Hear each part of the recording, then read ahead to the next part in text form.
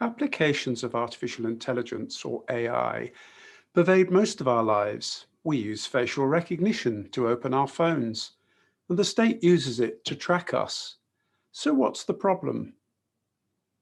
Decisions are made using machine learning on our private and personal data, from shopping habits to medical history. Have we lost control?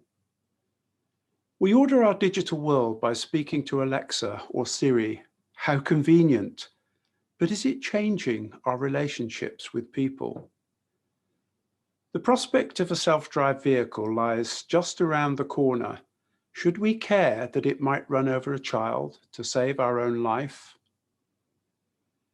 I'm Jeremy Peckham, and in this course, we will explore how we've become seduced by the Enlightenment idea of progress, embracing applications of AI for their convenience, yet unwittingly diminishing our ability to be God's image bearers and losing our moral responsibility.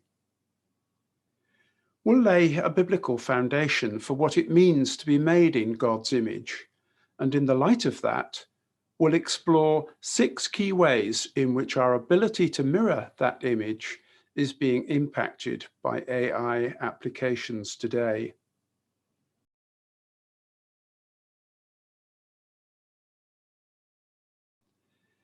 In the final study, we'll think about how to set boundaries both privately and as a society in order to be masters of this technology and avoid falling into addiction, slavery, and idolatry. In this unit, Artificial Intelligence, Technology and the Bible, we're going to look at what the Bible has to say about technology, whether it's neutral in its impact on us, and it's simply how we use it that matters, or whether it can shape us, our society and culture, even without us really being aware of it. Artificial intelligence is a term that's bandied about a lot these days and frequently in the news. But what is it exactly? Put simply, AI is a computer program, technically called an algorithm, that makes predictions after having been trained on an awful lot of data. Let's say we want a computer to be able to tell us if a picture that we present to it is a cat or a dog.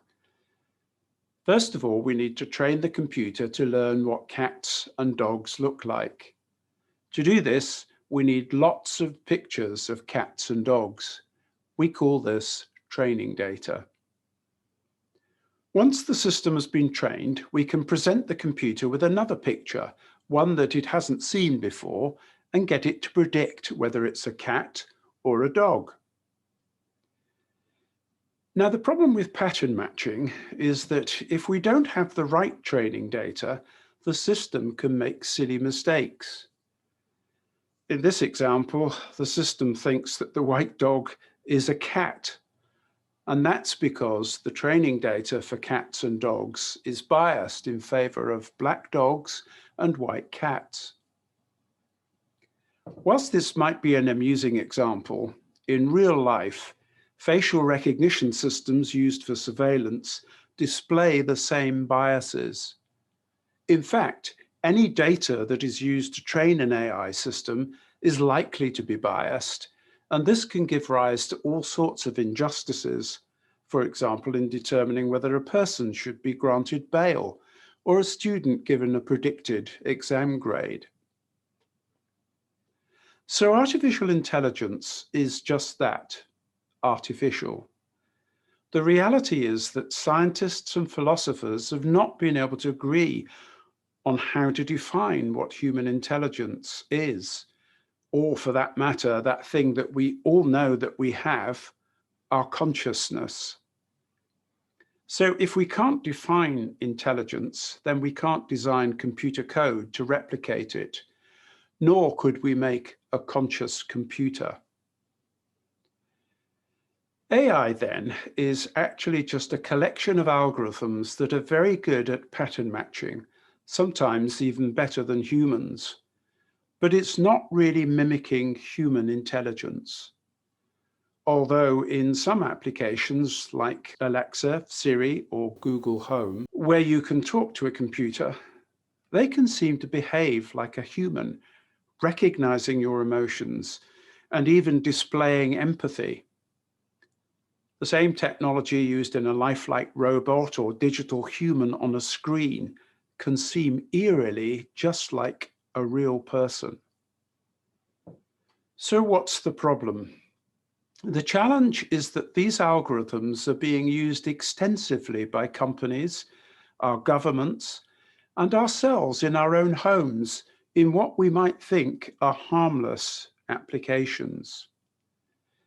Yet evidence is mounting that some applications of AI are damaging us as individuals, damaging our children, and shaping society in harmful ways, as the storming of Capitol Hill in the United States on the 6th of January 2021 all too vividly showed us.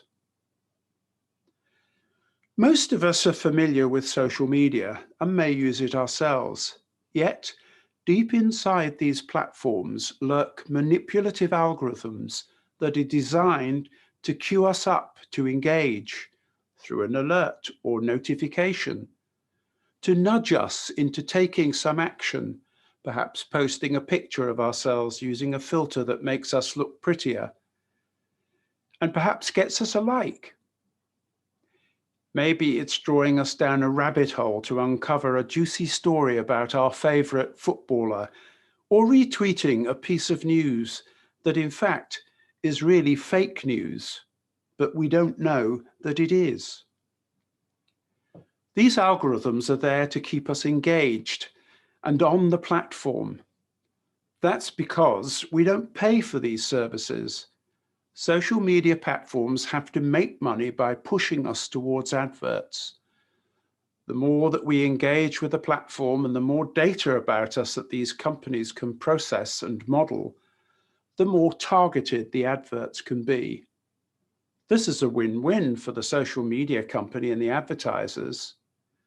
But what have we lost in the process? Actually, we're losing quite a lot. We're losing our privacy and freedom. And we're exchanging authentic relationships for virtual ones. Children are becoming less empathetic and less willing to have real human-to-human interactions. Increasing numbers are self-harming or suffering depression. Why this matters, as we shall see throughout this course, is that some applications of AI are diminishing what it means to be a human being, made in the image of God, after his likeness.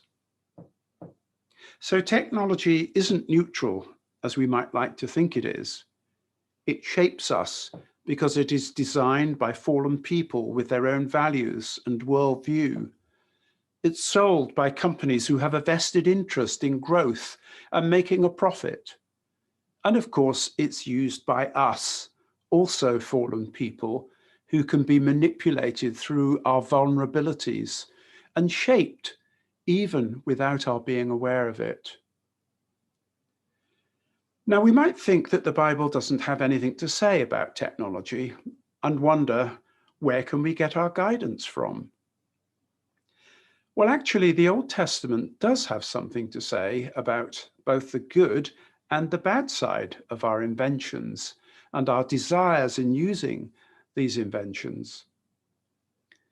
It's clear early on in the book of Genesis, within a few generations from Adam and Eve, they had invented a number of things to make life easier and to assist in subduing the earth. They were a nomadic people, and so tents had been made that were a useful invention, allowing them to easily move from place to place whilst providing shelter from the sun and warmth at night. We learn that Tubal-Cain had developed all kinds of tools out of bronze and iron to ease their daily chores and tame the land, as God had commanded them. His half-brother Jubal had even designed musical instruments for pleasure and probably worship. When God commanded Moses to make a special tent for him, the tabernacle, God gave intelligence, knowledge, and ability to Bezalel and his helpers to make it according to the detailed design that God had given to Moses. Yet there are a number of times when we read of people becoming self-sufficient and proud of their inventions, leading to their downfall. Take the attempt to build a tower up to the heavens, the Tower of Babel, in the plains of Shinar, or much later in the days of the kings, King Uzziah, who started off well with Judah prospering under his leadership and through his many inventions, but who at the end of his life became proud of what he had achieved, and this led to his downfall. In our next study, we'll explore what it means to be made in God's image, so that we can develop a clearer understanding of how AI might be shaping us, perhaps in ways that could tarnish that image and our ability to be good image bearers.